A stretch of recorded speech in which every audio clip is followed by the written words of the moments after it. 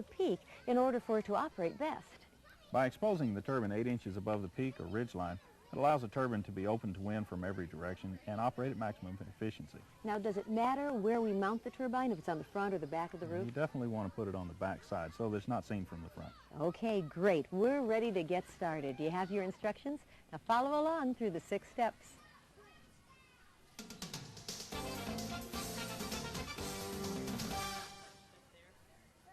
Step number 1. From inside the house, drill or nail a location hole through the roof. Make sure you center the hole between the rafters. Use your ruler to determine the center point. And this is very important because if the location hole isn't centered correctly, you'll run into a rafter when you cut the hole, and you don't want to do that. Now remember, you want to keep the turbine mounted as close to the peak or ridge line as possible so that it'll operate at maximum efficiency.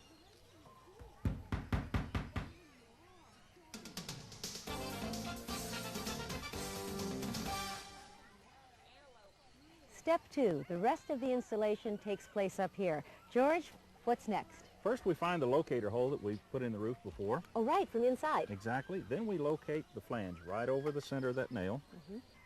Then we mark a line, a 12-inch hole for a 12-inch turbine, a 14-inch hole for a 14-inch turbine. So you're actually drawing around the circumference of the turbine? Yes. Okay. Oh, it's going to come time to saw through? Right, but first we're going to put a hole right on the edge of this line. All right, and why do you do that?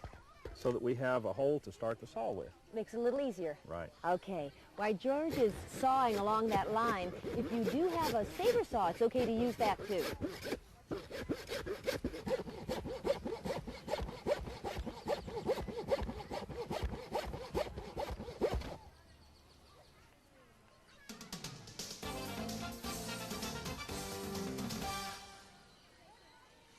Step 3. Your turbine is separated into 2 parts. The first part is the base and riser. Part 2 is the turbine and its support shaft. Slide the top half of the base under the shingles. Remove any roofing nails that are holding the shingles in place. It may be necessary to trim some of the shingles so it fits properly. Now you're just positioning the base at this point. Do not permanently secure the base yet. This is an important step.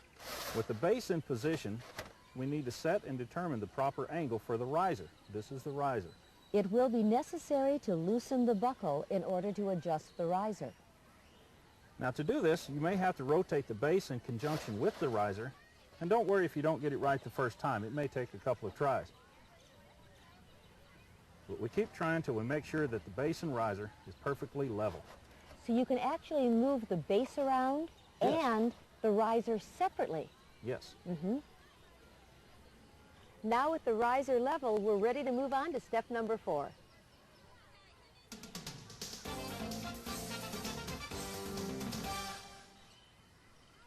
Next, put reference marks on the base and on the roof, like this. These marks will be used as a guideline to assure the base will be repositioned on the same spot for the final installation.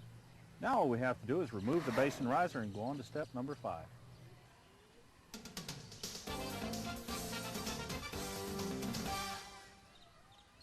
Next, tighten the buckle, but be sure not to over-tighten.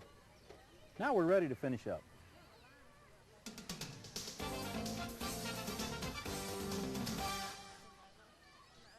Okay, the last step.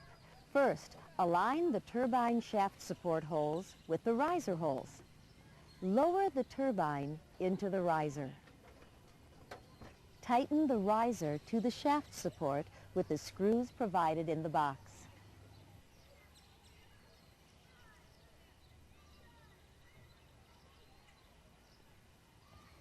George, we have one complete unit now, and we're ready to permanently secure the turbine to the roof. Well, all I have left to do now is just finish applying the liberal amount of roofing cement. We'll turn the turbine upside down. We'll be sure and use the reference marks that we put in step number 4 and carefully slide it up underneath the shingles. I see the markings right here. Right. Need to be sure and get it right back in the same spot. Now, will that roofing cement be enough to secure this? No, it won't. We'll have to put nails on the top and the sides of the turbine.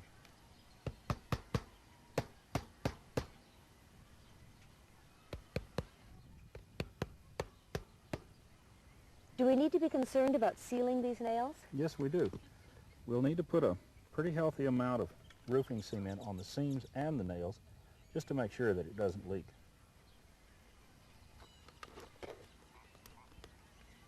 They also wanted you to do the macaws, and they were out here. I found out who they were. What if I have cedar shingles on my roof, George? Well, if you have cedar shingles, just go back and put a little bit more roofing cement on it, seal it off properly. It'll be okay. We're finished? Right. It was so easy.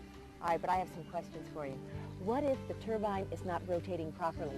Well, if you level the riser properly, it should rotate just fine. But if it doesn't, just go back and re-level it. It'll be okay. But that means taking the turbine off, re-level, then putting it back on. Right. All right, now how about if it rains or snows? Do I have to be concerned about it leaking? Not at all. The turbine is designed not to leak in any conditions.